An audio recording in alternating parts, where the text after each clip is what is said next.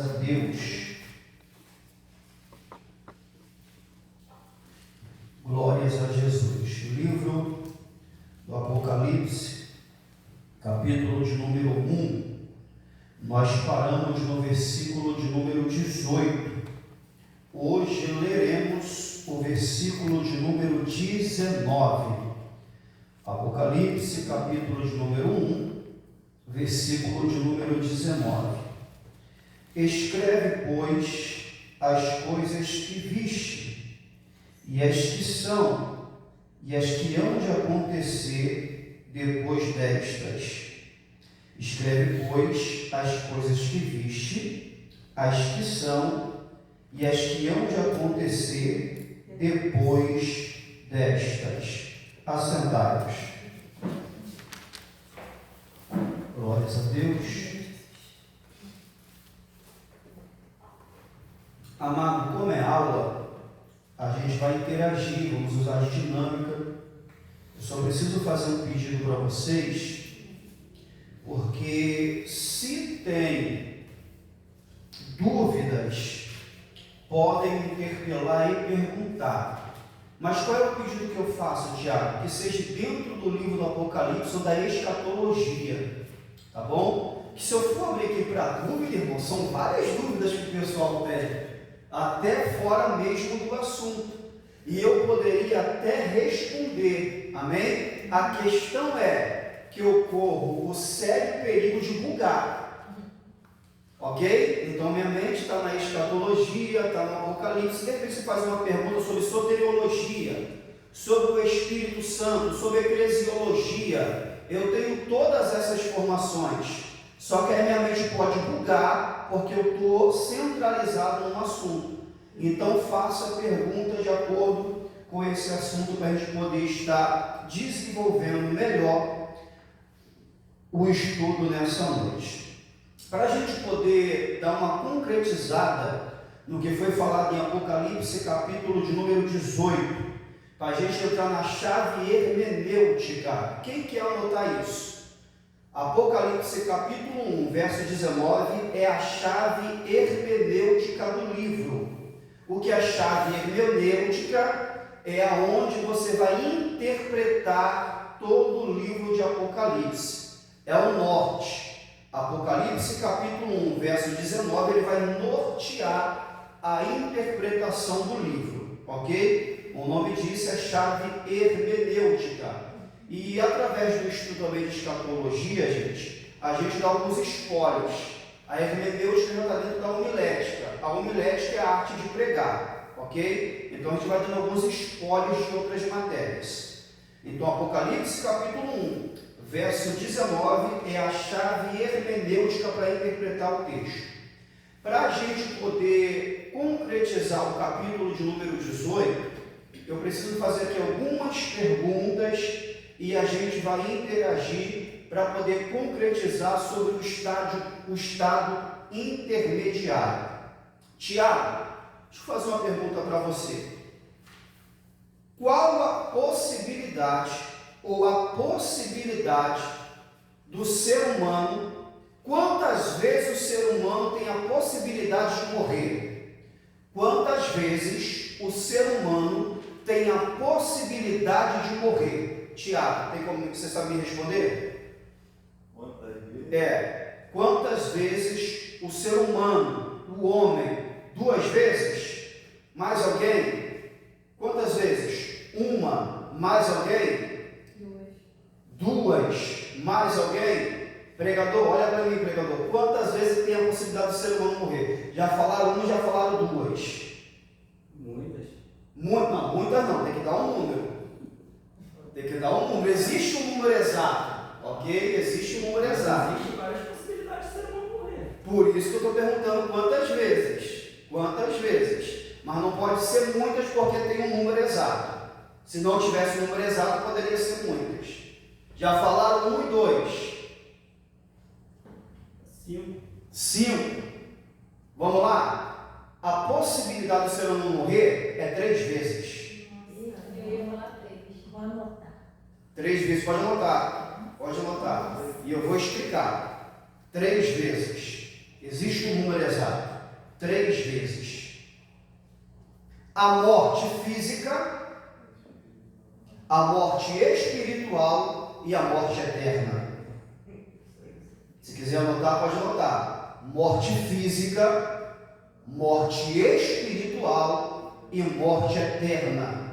As 3 mortes que permeia a raça humana, o ser humano. Alguém, você pode olhar para alguém, Tiago, e a pessoa está viva fisicamente, mas está morta espiritualmente. Ok? É por isso que quando o apóstolo Paulo ele escreve uma de suas cartas, ele fala: nós estávamos mortos, Éfeso, e fomos vivificados em Cristo. Ou seja, todo ímpio pensa que está vivo, mas está espiritualmente.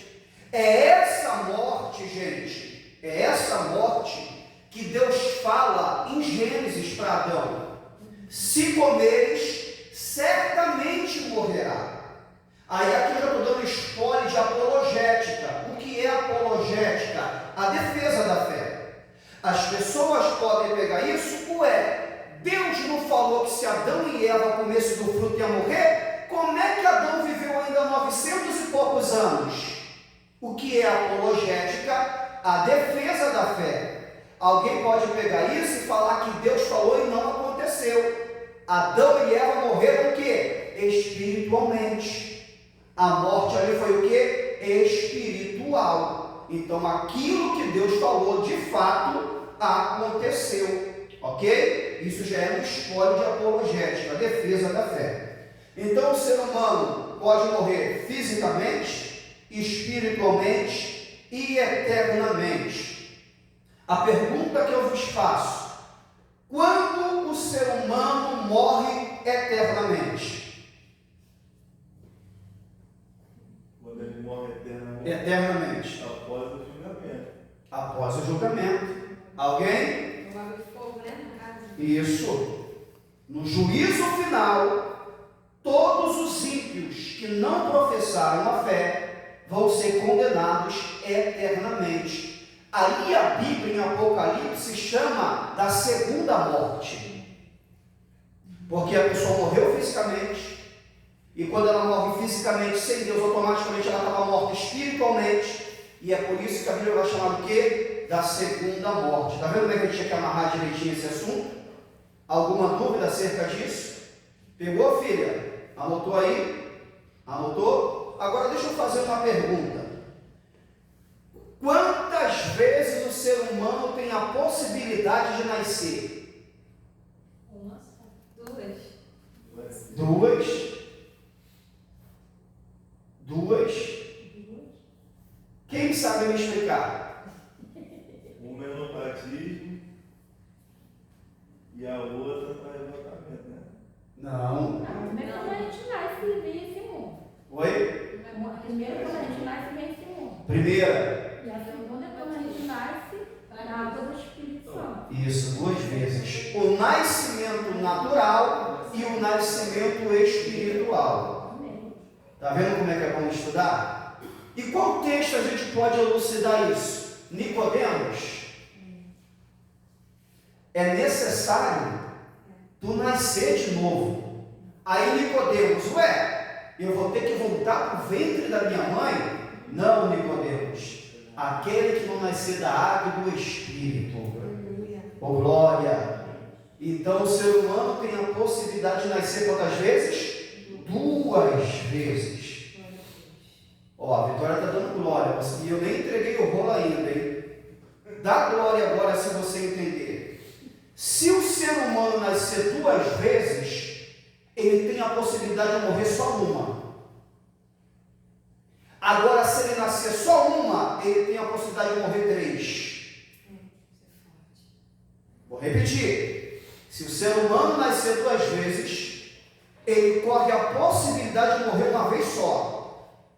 Agora, se ele nascer só uma, que é o nascimento natural, ele tem a possibilidade de morrer 3 vezes. e ainda tem a possibilidade de nem morrer. Aquele que nasce 2 vezes ainda tem a possibilidade de nem morrer. Quem sabe explicar como? Só Deus levando. Arrebatamento. No arrebatamento, quem está vivo não morre, é transformado. Vocês querem anotar isso ou vocês pegou? Quem nasce 2, morre 1. Ou tem a possibilidade de nem morrer. Ô glória, está voltando aí, filha. E quem nasce 1 vez, que não nasceu do batismo, não nasceu do Espírito, tem a possibilidade de morrer 3 vezes. Então, por isso é melhor nascer 2 vezes: o nascimento natural e o nascimento da água e do Espírito. Pegaram isso? Você pode dar glória a Deus? Glória a Deus. Então isso tudo está interligado, irmãos, também à antropologia. A antropologia é a doutrina que estuda o homem. É por isso que eu estou falando que a gente está na escatologia, mas tem espólio. Eu já faço isso de propósito para poder contribuir com o conhecimento de vocês. Quer perguntar? Então quem passa pelo nascimento natural, posso dizer que está morto do espiritual. Porque aqui em Efésios 2:1 diz: olha, vós que vos vivificou, estando vós mortos em ofensa e pecado. Foi esse texto que eu falei. Eu falei que estava em Efésios, mas não sabia aonde era exatamente. Isso aí são pessoas que nasceram naturalmente, como a gente. Mas quando a gente nasceu de novo, a gente foi vivificado. Agora, olha só, irmão, isso aqui é para poder dar mão na cabeça de filósofo. Toda pessoa já nasce. Olha só isso. Toda pessoa já nasce morta, por causa do pecado original. Quando ela passa a viver de verdade? Quando se converte a Cristo. É de dar nó, não é, filha? É claro que isso a gente trata entre a gente. Isso não pode falar lá fora, não pode falar para o ímpio: ó, você já nasceu morto. Tá doido, rapaz? Nasci gritando, nasci falando. Mas todo ser humano já nasce morto por causa do pecado original. Mas através de Cristo a gente é vivificado. É o que ele leu em Éfeso capítulo 2, não é isso? Sim. Mais uma dúvida, filhão? Não. Amém? Se não me falha a memória, quando João vai escrever a carta de Sardes, ele fala: tem aparência de vivo, mas está morto. Eram pessoas que estavam no âmbito da igreja, tinha aparência que estava vivo, mas estavam mortos, porque não tinham se convertido de verdade e o nascimento não foi verdadeiro. Tem isso hoje? Ok? Então está tudo na Bíblia. Então está tudo amarradinho. A gente deu um spoiler de antropologia, demos um spoiler de apologética, de homilética. Tudo isso para poder contribuir para o vosso entendimento. Agora, Apocalipse, capítulo de número 1, o versículo de número 19, é a chave hermenêutica para entender e interpretar o livro de Apocalipse.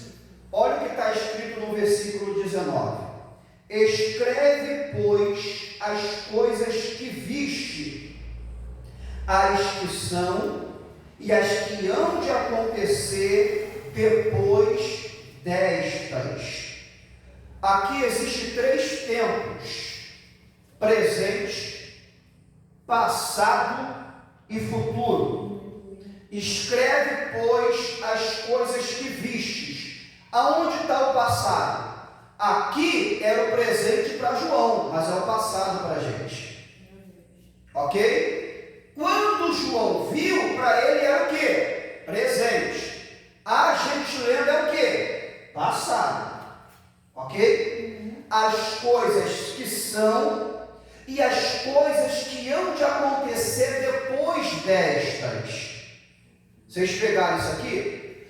As coisas que vistes. Quem sabe me dizer acerca de que esse versículo está se referindo a João? Escreve, pois, as coisas que viste. Cristo glorificado. Isso, glória a Deus. O Cristo glorificado.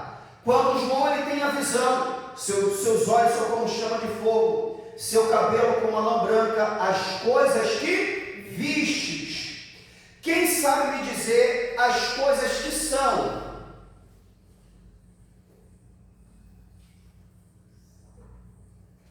As 7 igrejas. Isso, ele estava recebendo a mensagem para a igreja. As 7 igrejas. Vou anotar isso. As coisas que viste Cristo. Ele já sabe que não precisa. As coisas que são as 7 igrejas.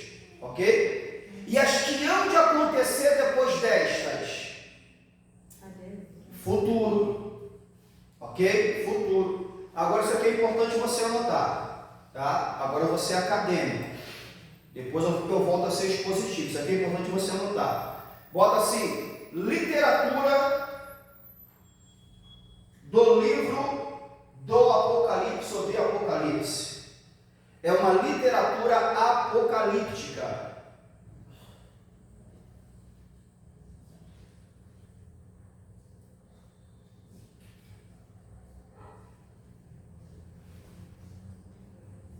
Aí você bota observação, símbolos e figura de linguagem.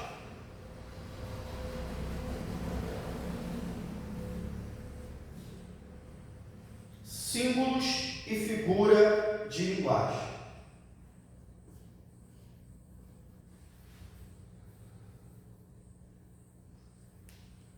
A gente vai montar aqui, dar um espaço ou por uma linha. Por isso, existem várias linhas de interpretação.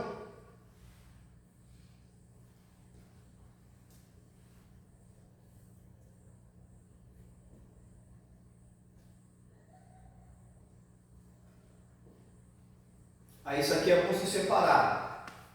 Métodos interpretativos. Métodos interpretativos. E você sabe que é relacionado ao Apocalipse. Se quiser escrever, você escreve. Mas eu acredito que não precisa. Métodos interpretativos. Preterista.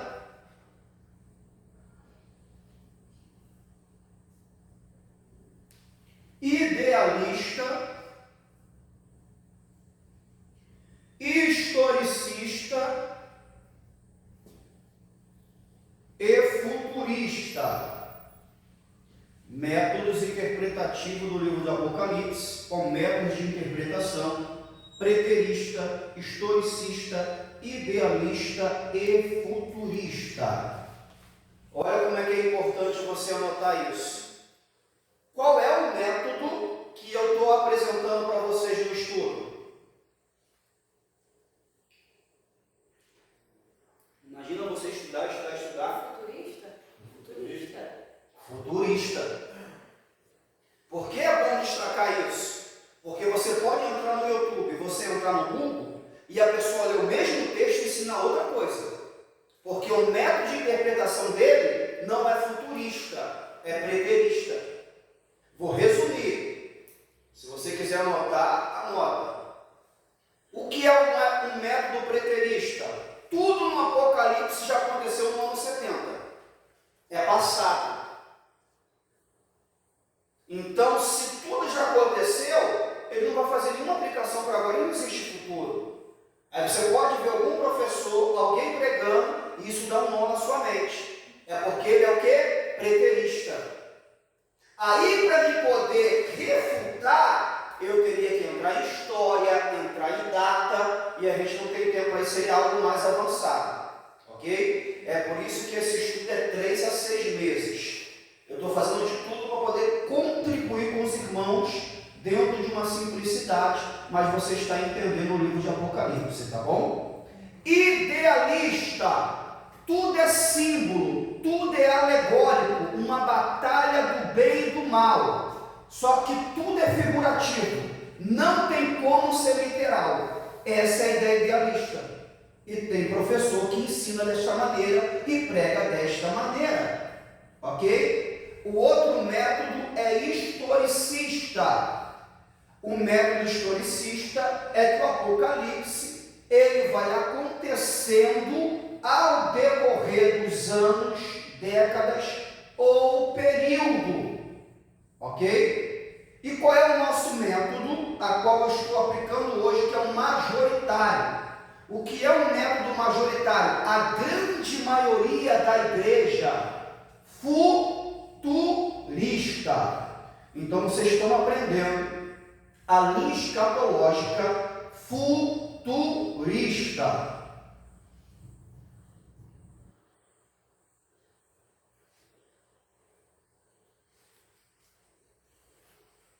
Onde somos pré-tribulacionista, pré-milenista.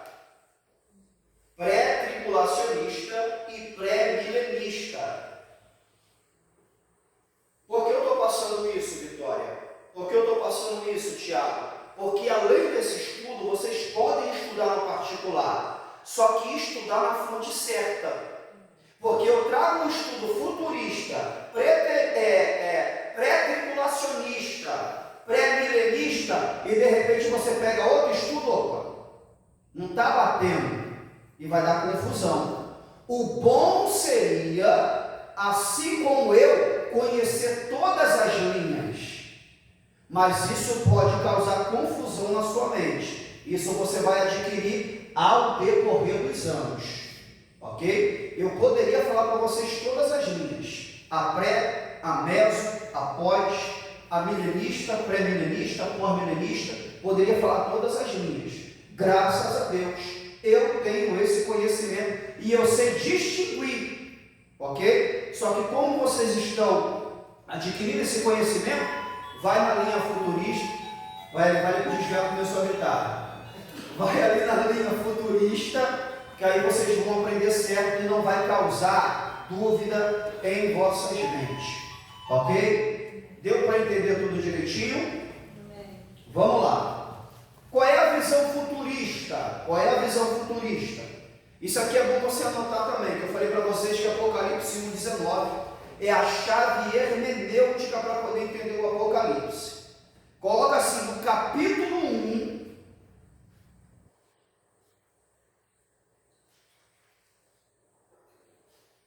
ao capítulo 3,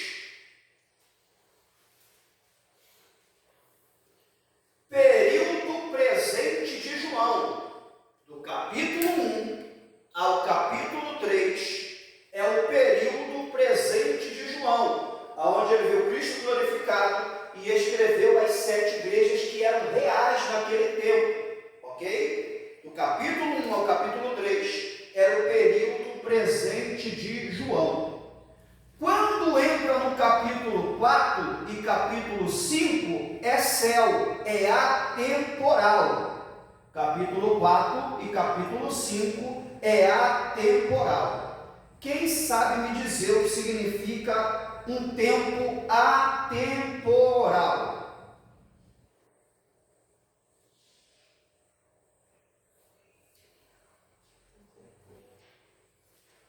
Capítulo 1 ao capítulo 3 é o tempo presente de João, Cronos. O capítulo 4 e o capítulo 5 é atemporal, Kairos. No Kairos não tem milésimo, não tem minuto, não tem hora, não tem dia, não tem ano e não tem mês. É o tempo de Deus. O tempo de Deus não tem mês, não tem hora, não tem dia, então é atemporal. O capítulo 4 e o capítulo 5, João está dentro do Kairos. Não. Pode falar, gente. É o tempo de Deus, né? É o que a gente fala que é tempo de Deus. Só que quando a gente fala tempo de Deus, a gente está sendo mais terreno. Tipo assim, vai chegar o tempo de Deus na sua vida, a coisa está lá e tem uma data. Atemporal não é tempo, irmão. Não tem hora, não tem minuto, não tem ano. É eternidade. Então no capítulo 4 e capítulo 5, João ele entra no Kairos. Ok? Vamos continuar aqui no tempo presente ainda de João. O capítulo 3, o versículo de número 10. Vamos dar uma seguradinha aqui até o capítulo 4 para não dar muita confusão para vocês. Capítulo 3, versículo de número 10. Glórias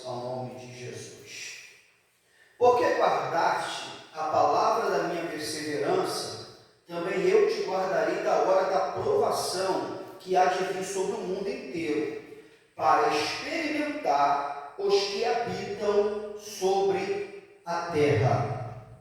Porque guardaste a palavra da minha perseverança, também eu te guardarei da hora da aprovação. Eu não sei qual foi a palavra grega que o escritor ou o tradutor escolheu para a Bíblia que está na sua mão. Pode estar escrito tentação, ok? Porque essa palavra grega ela é derivada, tentação e provação. Qual Bíblia está tentação?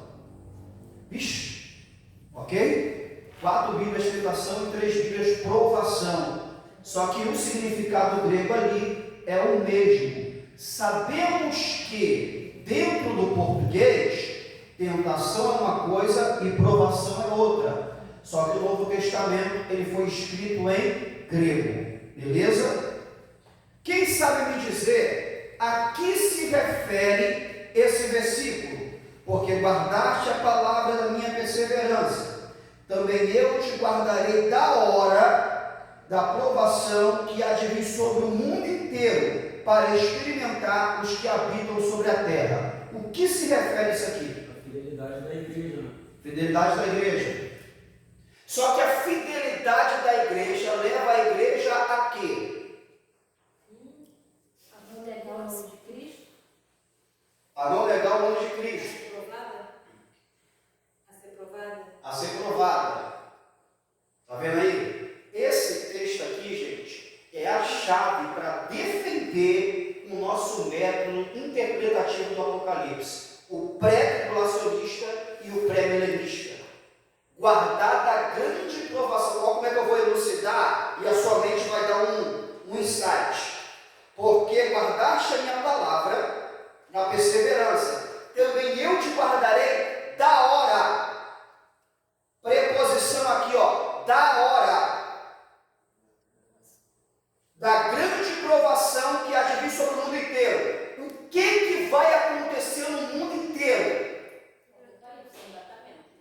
Não. A grande tribulação. A grande tribulação. Então, Apocalipse 3:10, esse versículo se refere ao quê? Te guardarei da hora. Não é na hora. Se a preposição aqui no português fosse na, a gente entrava na grande tribulação. A preposição do português é da hora. Ou seja, antes de acontecer. Fala alto. De acontecer. Oh, glória! Então isso aqui está relacionado ao arrebatamento da igreja antes de começar a grande tribulação. Vamos nem ver, guarda. É um arrebatamento secreto? Sim, arrebatamento secreto. E se eu te perguntasse por que secreto? Bom, eu estava até lendo Mateus 24, até fiz uma pergunta para o senhor. Deixa eu abrir aqui rapidinho. Que eu até frisei aqui 2 versículos. Pode ler, está dentro da escatologia. Um eu frisei aqui. E se aqueles dias que é 24, capítulo 24, versículo 22. E se aqueles dias não fossem abreviados, nenhuma carne se salvaria. Mas por causa dos escolhidos, serão abreviados aqueles dias. Não sei se está falando sobre a tribulação, mas eu também queria saber que grandes escolhidos são esses, porque eu sou da linha pré-tribulacionista. E o outro, deixa eu caçar aqui.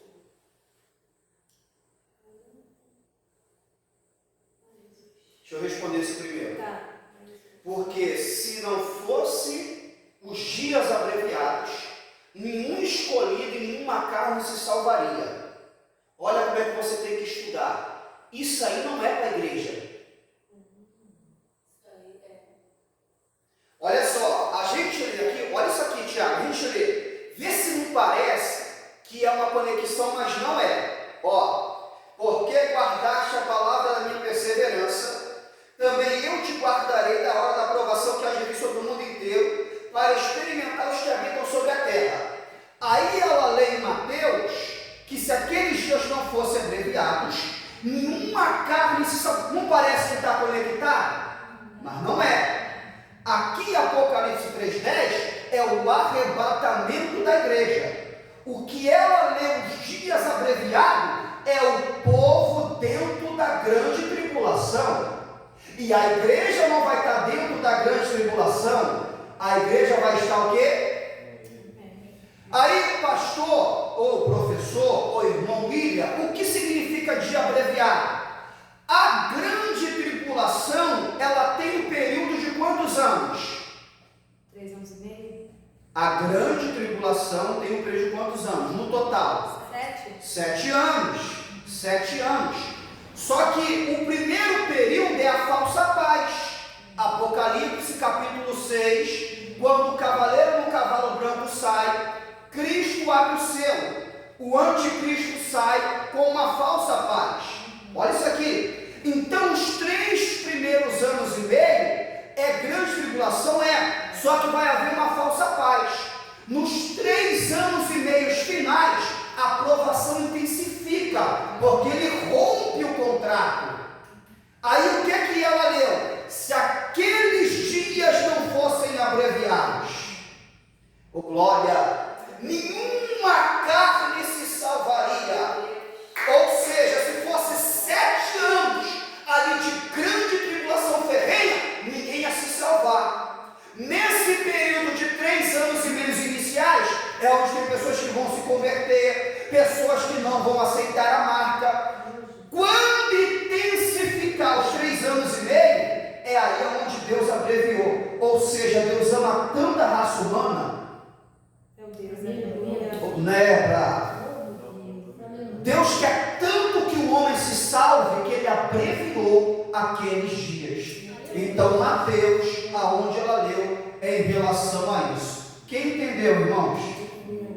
Glória a Deus. Oh, glória. Qual é o outro, filho? Achou? Vou até agora para essa.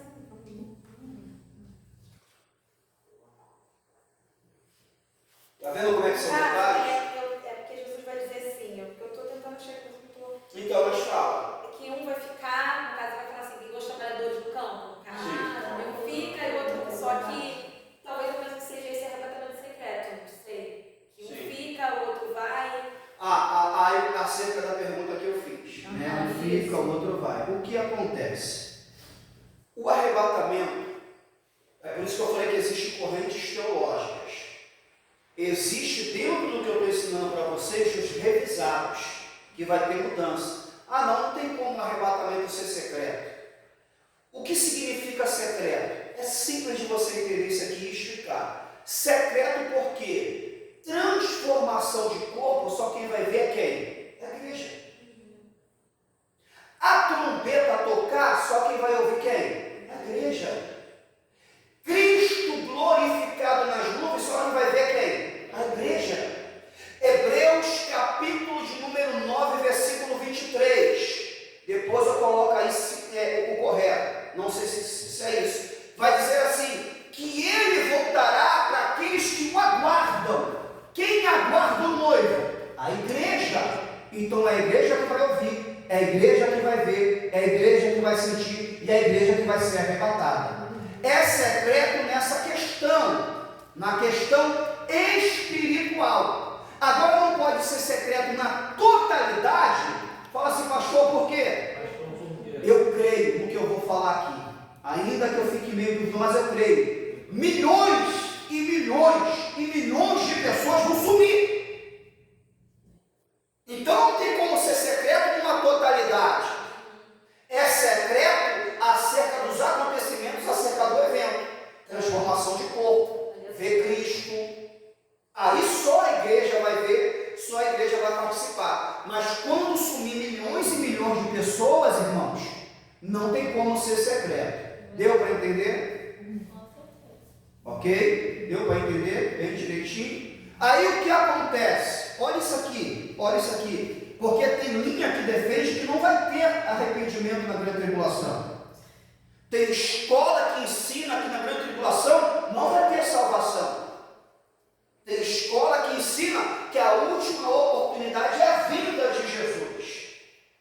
Irmãos, olha para cá. Quando a igreja for arrebatada, que sumir milhões e milhões de pessoas, sabe quem vai dar crédito, valor? Às vezes o marido que não acreditava naquilo que você falava. Um filho, um parente. É porque eles vão saber, e tipo assim,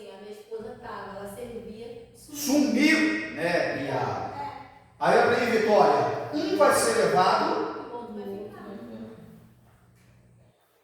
Responde tudo. Você quer ver? Você quer ver? Não sei se vão entender isso aqui. Isso aqui é fala minha. A maior pregação para a humanidade, o maior start para a humanidade vai ser a grande tribulação. O arrebatamento desencandeia tudo. Mas é na grande tribulação, varão, que vai ter um monte de desviado voltando. É verdade. Ô glória! Porque ouviu a palavra.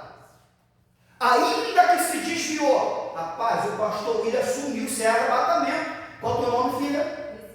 A Priscila assumiu isso é arrebatamento. Cadê a pastora Isabela? Ela nada. Isso é arrebatamento. Cadê o Tiago que ficava nas esquinas do profeta? Desapareceu. Os desviados. Isso é arrebatamento. Irmão, vou voltar tudinho. Ou tu acha que não vai? Hã? Ou você acha que não vai? Então isso tudo está dentro do que a gente está ensinando. Mais alguma dúvida? Eu tenho uma dúvida, pastor William. No caso, tem pessoas que realmente não se convertem, né? Até porque a própria Bíblia diz que não serão jogados lá no fogo. Não sei como passar por tudo isso, mas não se converter. Só que também tem aqueles que são marcados, eu também não lembro do versículo. Que nenhum mal, tipo assim, vai sobreviver a eles tão gravemente. Os 144 mil. Eles são selados e são separados. Só que esses 144 mil são judeus. São 12 mil de cada tribo. São de Israel, né? Isso, a isso. função do nosso livro, saiu dessa Bíblia. Oi? Lá já tem já o povo separado. Não. Vamos pontuar. Existem os judeus messiânicos. Quem é os judeus messiânicos? Aqueles que acreditam em Cristo. Que é a minoria, gente. A cada 1000 judeus, 10 acreditam no Messias. Que Jesus é o Messias. Esses são os judeus messiânicos. Mas esses não são os selados. São selados como? Como a igreja.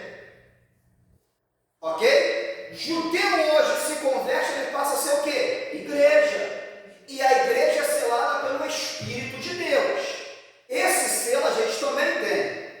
Esses selados em Apocalipse 144 mil é fora a parte.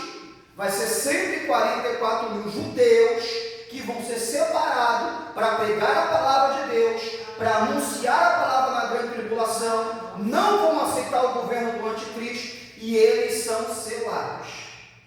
Ok? Que a gente vai aprender mais lá para frente na medida do possível. É muita coisa ou não é, gente? A minha esposa estuda, a minha esposa me acompanha, mas Senhor, é muita coisa. Eu não sei como é que você grava. Primeiro, dom. Segundo, dedicação. E terceiro, tempo. Ok? Dom, dedicação e tempo. Com o tempo, você vai adquirir tudo isso. E o nome do Senhor vai ser glorificado. Mais alguma dúvida? Então vamos voltar aqui, porque a hora já foi. Então aqui, Apocalipse 3, verso de número 10. Obrigado pelas perguntas dentro da matéria. Caiu no Google, ok? Aí a gente não vai dar aquela bugada. Porque guardaste a palavra da minha perseverança, também eu te guardarei da hora da aprovação que há de vir sobre o mundo inteiro, para experimentar os que habitam sobre a terra. Deixa eu fazer um pouco de apologética para vocês agora, que também é um treinamento para vocês dar resposta, ok? A apologética, a defesa da fé, é um treinamento para você dar resposta. Por quê? Alguém pode dizer assim, pastor, ou irmão, ou irmã, já tem gente sendo perseguida hoje, porque já tem gente que a gente está na grande tribulação, já tem gente sendo perseguida hoje, e é verdade, irmãos. O Islã, os devotos de Maomé, o povo do norte, Coreia, China, existem pessoas sendo mortas, mas olha o que o texto diz, da provação que há de vir sobre o mundo inteiro. Então a grande tribulação não é só para um país, a grande tribulação não é só para um continente, é para o mundo inteiro.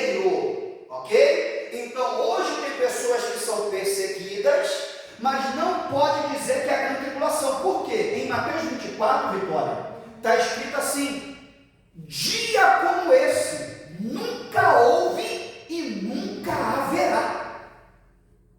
Então a gente não está vivendo em tribulação, não, irmãos. Existem perseguições em países, em localidades, em vídeos de missionários sendo decapitados, como está em Apocalipse, mas não é no mundo inteiro. Você precisa de marca para comprar? Não. Se é proibido de pregar o evangelho no Brasil, é aqui onde está a minha dor. Eu vou compartilhar com vocês. Aqui está onde está a minha dor. Eu me sinto indigno.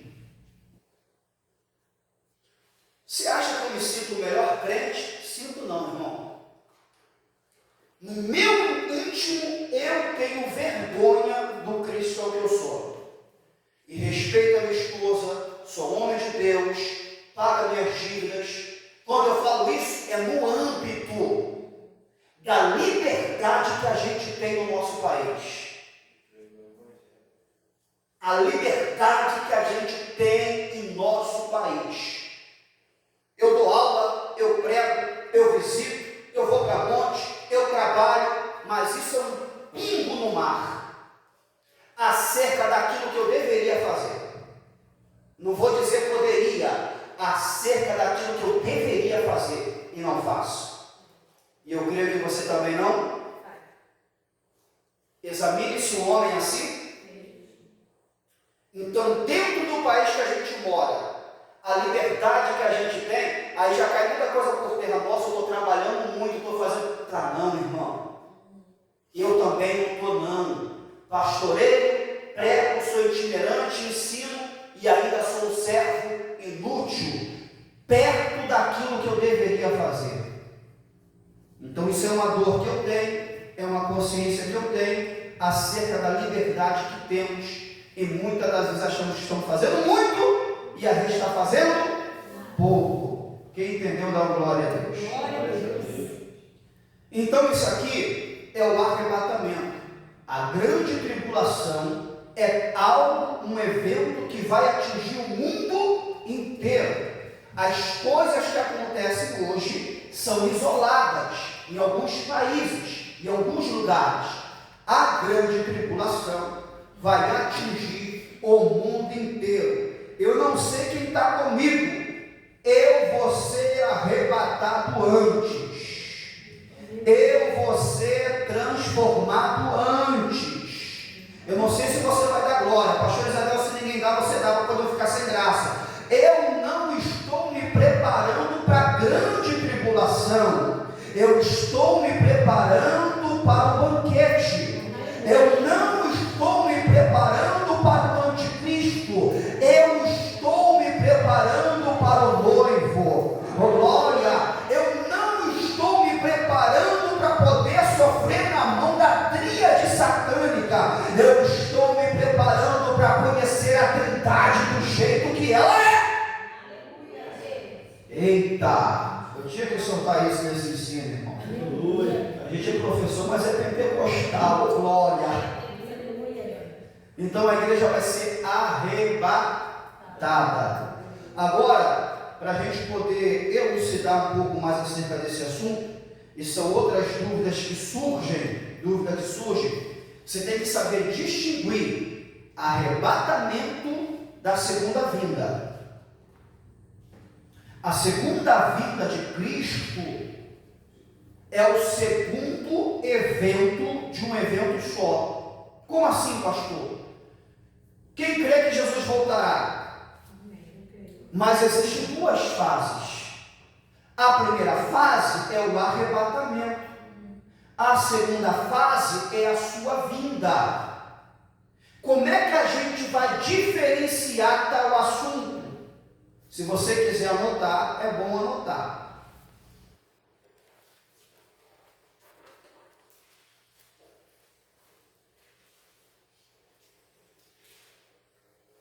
O arrebatamento, Jesus vem para a igreja.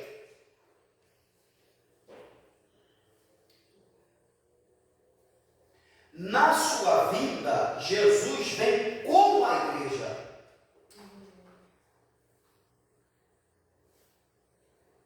Porque isso dá muita confusão. confusão, irmãos, na mente de muita gente. O arrebatamento, Jesus vem até as nuvens. Na sua vinda, ele pisa no Monte das Oliveiras. Está vendo como parece que é uma coisa só que são textos e eventos distintos? No arrebatamento, o ser humano é transformado e os mortos são ressuscitados. Na vinda de Jesus, não tem transformação. Então, se você for ver os textos que fala de arrebatamento, que fala da vinda, são eventos distintos, aonde acontecem situações distintas. É por isso que você tem que seguir a linha correta, estudar a linha correta, e quando eu falo correta, é dentro daquilo que está sendo proposto, para não causar dúvida, porque vai ter linha teológica, escolha, não, Jesus vai voltar uma vez só, vai resolver tudo e acabou. Você quer ver? O pós-tribulacionismo. Jesus veio uma vez só. Aí eu te pergunto, quando que a igreja vai para o céu? Se Jesus veio uma vez só. Ué, ele vai vir nas nuvens, aí a gente vai ao encontro dele, os mortos vão ser ressuscitados e ele vai voltar para a terra? Ou seja, a igreja nunca vai pisar no céu. Agora, dentro da nossa linha, Jesus vem nas nuvens, a igreja vai ao encontro dele e vai para onde? Para a casa do Pai. E aonde é a casa do Pai? No terceiro céu. Depois ele volta para uma igreja e pisa no Monte das Oliveiras. Está vendo como é que é? Então, irmãos, é duas fases. A primeira fase é arrebatamento e a segunda fase é a sua vinda. Então, tipo assim, existe corrente teológica que não acredita. Não, ele vai vir uma vez só, resolve. A gente costuma dizer dentro da academia que é um ioiô. O que é ioiô? A gente vai para as nuvens e depois volta para a terra. Aí eu te pergunto, que sentido tem se é arrebatado para as nuvens e depois voltar para a terra? E não conhecer o céu. Não tem sentido nenhum. Então, os textos que você lê, que parece que é uma coisa só, quando você vai observar os eventos, são diferentes. No arrebatamento, não tem Cristo livrando Israel. No arrebatamento, Cristo não pisa na terra. No arrebatamento, Cristo não vinga ninguém. Aí, quando você vai ler sobre a vinda, ele dá livramento para Israel. Ele bota a sua vingança, ele é juiz. Se tu não der glória, está ruim. No arrebatamento, ele vem como noivo. Na sua vida, ele vem como juiz legislador. Oh, glória! Oh, glória! Então, são eventos distintos. Eu não sei como as outras escolas, irmãos. Não sei se essa palavra não consegue enxergar isso. Porque é igual 1 mais 1 é 2. São eventos distintos. Arrebatamento é uma coisa, a vinda é outra. Vocês querem anotar os textos para ler depois? Querem anotar? Agora eu tenho que ir para a prova, porque aí também não tem como, né, irmão? Misericórdia.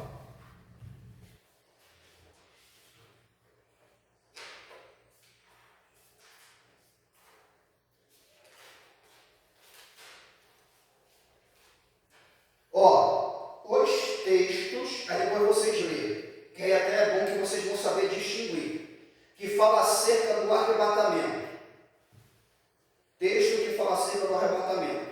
1 Coríntios 15, 52.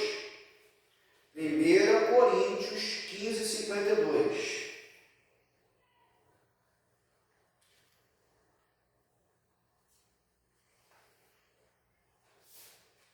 1 de Tessalonicenses 4,17. 1 Tessalonicenses 4,17. 1 Tessalonicenses 4,17.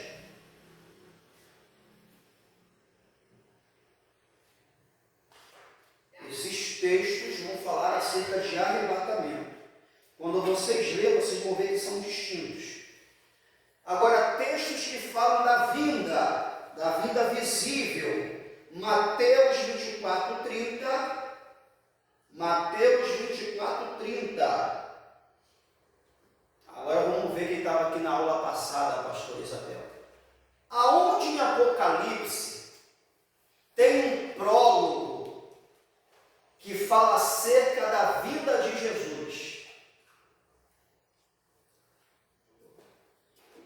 Aonde em Apocalipse, da aula passada, tem um prólogo que vai falar acerca da vinda de Jesus.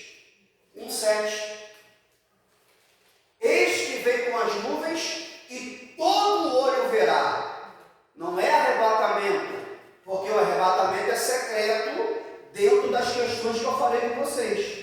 Apocalipse 1,7, que todo olho verá, que tem gente que pensa que é arrebatamento. É o segundo. Oi? É o segundo arrebatamento que falou. Não existe segundo arrebatamento. O arrebatamento é um só. Um só, mas esse aqui ele já vem nas nuvens. 1,7 é que todo olho verá, é a sua vinda em glória. Glória. Que vai ser o quê? Algo para todo mundo contemplar. Contemplar. Aqui ele vem pra no cair. primeiro, no que tu tinha falado, é tipo particular, igual Arrebatamento. Só a igreja. só a igreja. Escuta, só a igreja vê, só a igreja vai. Aqui ele já vai todo mundo ver. Isso. 1,7. Quem não tem esse entendimento pensa que arrebatamento não é. Aí vai dar confusão. Fala, Vitória. Não, no caso aqui nesse 1,7 ele vem com a igreja? Uhum. A igreja foi arrebatada. Ele vem com a igreja. E vem com a igreja. Segunda vinda. Zacarias 14, verso 5. Agora eu falo para vocês os eventos que são visíveis, tá? A segunda vinda. Zacarias 14, 5.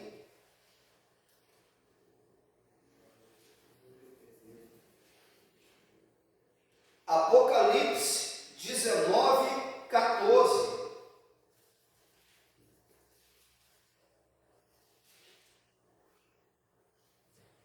Tem mais, mas para não ficar muita coisa, isso aí já é o suficiente. Quando vocês lerem, vocês vão ver a diferença do texto que fala sobre arrebatamento e dos textos que falam sobre a vinda de Jesus. Tem diferença gritante, gente, gritante. Só vocês observar. Agora, anote isso aqui também. O propósito da vinda, de Jesus. Aqui é o propósito da vida dele mesmo. A visível, Apocalipse 1,7, a visível. Mateus 24, 30 também, a visível. Aqui não é arrebatamento. Aí vocês vão ver a diferença. Olha para mim. Quando Cristo voltar para arrebatar a igreja, esse evento que é para a igreja, tribunal de Cristo e bodas do Cordeiro. Esses eventos são específicos do arrebatamento. Tribunal de Cristo e boda do Cordeiro. O que acontece no tribunal de Cristo? Nós recebemos o galardão ali, é isso? Mais alguém? Tribunal é julgamento. Julgamento para quê? Para saber se tu vai ser salvo ou não. Tá vendo aí como é que é difícil, irmão? Olha, a Vitória ainda concordou. É mesmo? É não. Tribunal de Cristo é para poder julgar as obras. Porque se você foi arrebatado, você não passa por mais julgamento. Seu corpo foi transformado. Se o seu corpo foi transformado, você foi arrebatado, como que você vai ser julgado? Sabe por que ele falou isso? Porque existem pessoas antigas que falam que no tribunal de Cristo vai abrir um telão. Vai aparecer tudo que a gente fez. Ô irmão, onde está escrito isso, gente? Quando fala que lança no fogo, é a obra. Porque tem linha antiga, tem crente que vai ser salvo cheirando fumaça. Gente, misericórdia. Não é bom anotar, ele está anotando.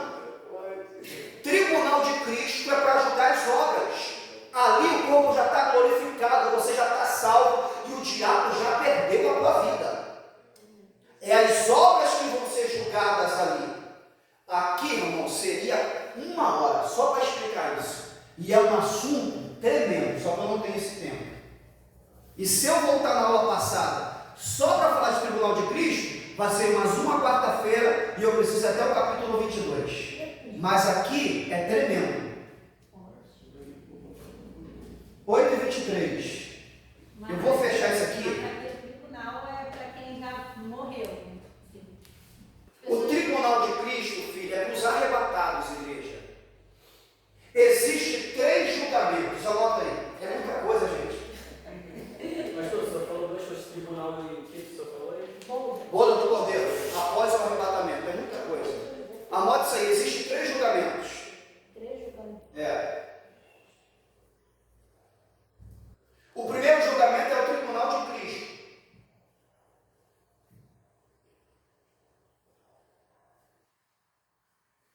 O segundo julgamento é o julgamento das nações.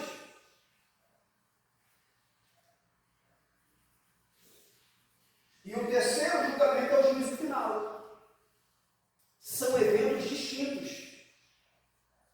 Primeiro julgamento, tribunal de Cristo, para os arrebatados, para quem foi salvo. Não perde salvação no tribunal de Cristo, é para julgar a obra. O segundo julgamento é o julgamento das nações. Quando acontece o julgamento das nações? Na segunda vinda, quando ele pisa na terra, que ele vai julgar as nações. Mateus 25. É muita coisa, Tiago. Que separa o bode das... Aí era o lance que eu estava conversando com vocês sobre Mateus 25, que é um texto difícil. Está dentro de escatologia. 5 prudentes e 5 loucas. Aí eu te pergunto, cadê a noiva? Cadê a esposa? 5 prudentes entra para onde? E 5 fica por quê? Se as 5 prudentes é a igreja, como muitos falam, e quem já estava lá dentro é quem? Cristo tem 2 esposas? Você está vendo? Deixa isso quieto. Deixa isso em off. 3 julgamentos, tribunal de Cristo, a igreja é arrebatada, vai passar pelo tribunal de... Eu vou voltar aqui, porque eu tenho até 8h30, só para poder dar uma pincelada. Isso é um assunto extremo, mas isso aqui é muito importante. A igreja vai ser julgada. As obras, já está salva. Julgamento das nações, quando ele vem, e o juízo final, que é o último juízo. Agora, olha para mim. Acerca do tribunal de Cristo. Algo que é 1 hora, eu vou resumir em 4 minutos, e já vai dar 8h30. O tribunal de Cristo, filha, teu nome, filha? Eu? É. Daiane. Daiane, evangelista Daiane. O tribunal de Cristo é aonde, como é que eu posso falar? Muitas pessoas vão se decepcionar. E eu não falo acerca de salvação, já está salvo. Acerca das obras. Romanos e Coríntios, obra de ouro, prata e pedras preciosas, feno, palha e madeira. O que passa pelo fogo não é o salvo. O que passa pelo fogo é as obras. As obras que vão ser provadas. Por que vai ter muita decepção? Eu estou ensinando a vós outros. Qual é a motivação desse ensino no meu coração? Eu mostrar que sei? Ajudar o próximo a perder também. Aí que está, Nébria, Torimantria. No tribunal de Cristo, esse ensino vai ser julgado. E eu posso ter falado para vocês que a minha intenção é contribuir, mas no meu coração eu quero aparecer. Está vendo como é que esse assunto é sério? No meu coração eu quero mostrar que sei. Isso é o tribunal de Cristo. Você falou acerca daquilo que eu falei com a boca. Contribuir para o vosso entendimento. Mas quando estiver diante de Jesus, o olho de fogo, eu sei que aquele ensino no teu coração, você queria mostrar que tinha conhecimento, como tem muita gente. Você queria mostrar que sabe mais do que os outros, como tem muita gente. E aonde que está isso, pregador?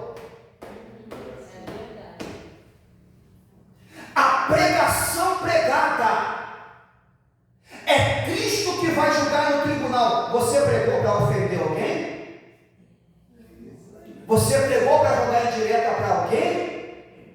Quando você pregou, como que estava o teu coração? Eu estou falando de pessoas que já estão salvas,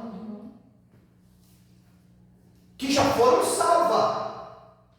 O que significa obra de ouro? É quando você prega, você ensina e você faz para a glória de Deus. Você canta para a glória de Deus. Você está na branda. Você prega para a glória de Deus. Você lidera para a glória de Deus. E isso, irmãos, é aqui, ó. Isso que vai ser julgado no tribunal de Cristo. Não tem as obras que se queimam, é as obras que pregou para se gloriar, ensinou para se gloriar, cantou para aparecer. No tribunal não vai passar nada batido. Precisava de uma hora. Só estou pincelando para poder elucidar sua mente. E para assim como eu adquiri esse conhecimento, e o meu ministério mudou, eu sei se você vai dar glória, e o meu coração se converteu, para você também adquirir. Eu ensino isso direto para os meus discípulos.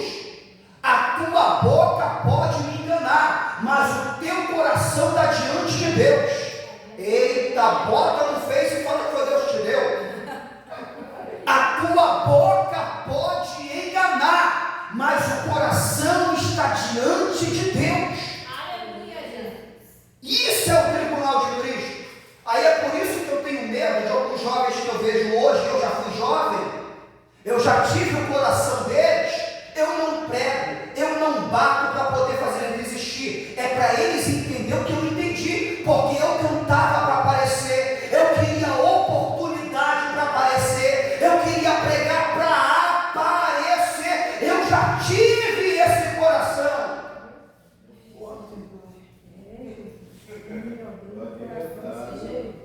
Eu já tive esse coração, irmãos. É em vão. Porque tudo tem que ser para a glória de Deus. Então, quando vocês vêem o ministrando apertando um pouco os levitas, os músicos, é porque eu já fui assim. E quem já foi, olha e sabe. Você quer ver? Não precisa ser pastor como eu. Você, quando alguém está louvando para Deus, tu sabe. Você sabe. Agora, quando alguém está louvando para poder aparecer para o TikTok, você sabe ou não sabe? Imagina um olho de fogo de Jesus no tribunal de Cristo. Vai ter muita gente o quê? Decepcionada. E salva. Eu não vou nem entrar na questão do Eliseu Rodrigues e do Abílio Santana sobre vai ter tristeza no céu ou não vai. Esquece isso, que isso seria 10 horas. Mas que vai ter decepção e pessoas decepcionadas. Agora, se todo mundo der glória com isso aqui, vou fechar, já deu a hora. Olha isso aqui. Não tem os pregadores de cartazes que eu, tomara Deus que eu seja chega no meu tempo, não sou hipócrita, irmãos. Não tem os pregadores de congresso, oxalá que chegue a minha hora, não tem?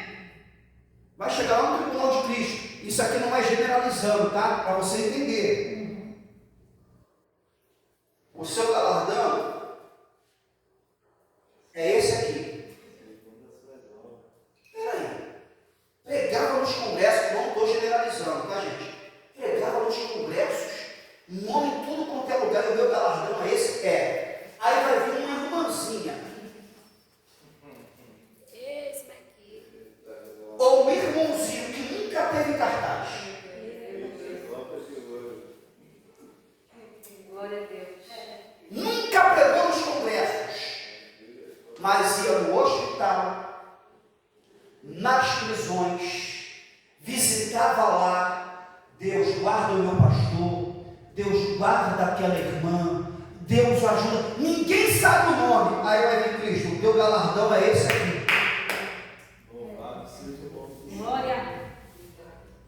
Isso vai acontecer no tribunal de Cristo. Porque o cara era até dos congressos, porém a obra não era para a glória de Deus. Agora essa irmãzinha ou irmãozinho que não tem nome, que não pregava nos congressos, fazia tudo para a obra de Deus e para a glória. O galardão é grande. Se coloca de pé aplaudindo a Jesus. Só dei uma pincelada.